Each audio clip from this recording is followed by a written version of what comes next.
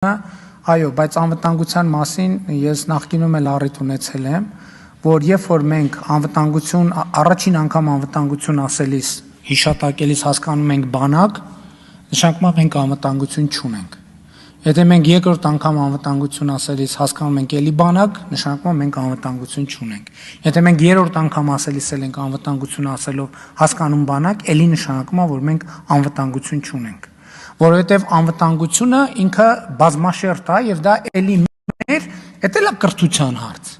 Մեր համընդհանուր կրթության հարցն է, թե մենք անվտանգություն ասածը ինչ ձև ենք պատկերացնում։ Ես այս թեմայի հետ կապված միշտ բանն եմ հիշում, Սասունցի Դավթ էպոսն եմ հիշում, որ Սասունցի Դավթին ասում են բանը, ասում են առյուծ ա եկել, նստել է այնտեղ չի թողում մարդիկ անցնեն, մարդկանց ուտի, ասում է առյուծն ինչ է, ասում է իմալ առյուծ,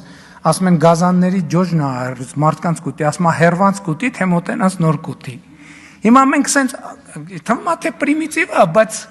մարդը խոստովանել է, որ չգիտի ինքը ինչ է առյուծ, ասում է մենք բացատրեք, հասկանանք ինչ է առյուծ։ Մենք համոզված ենք, որ ասելով անվտանգություն հասկանում ենք դա ինչ է։ Որովհետև քանի դեռ մենք 1, 2, 3 բանակ անվտանգություն ասելիս անընդհատ ասում ենք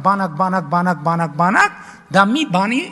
վկայությունն է, որ մենք չգիտենք անվտանգությունը ինչ է։ Անվտանգությունը բոլորովին ուրիշ բան է, որը բանակը ներառում է, բայց որը միայն բանակը չի։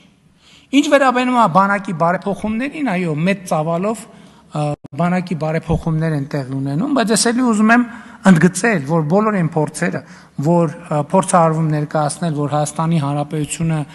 բանակը զարգացնում է, սպառազինվում է, չգիտեմ, որ հարձակվի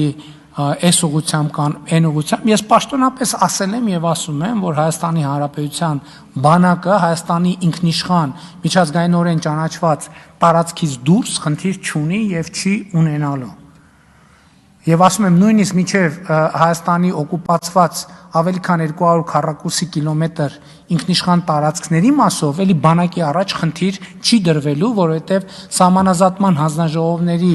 համատեղ աշխատանքի կանոնակարգը, որը երկու երկրներում վավերացվել է, մեխանիզմները ստեղծում են, որ այդ հարցերը խաղաղ ճանապարհով լուծվեն եւ նորից ուզում եմ դա ընդգծել։ Իսկ բանակը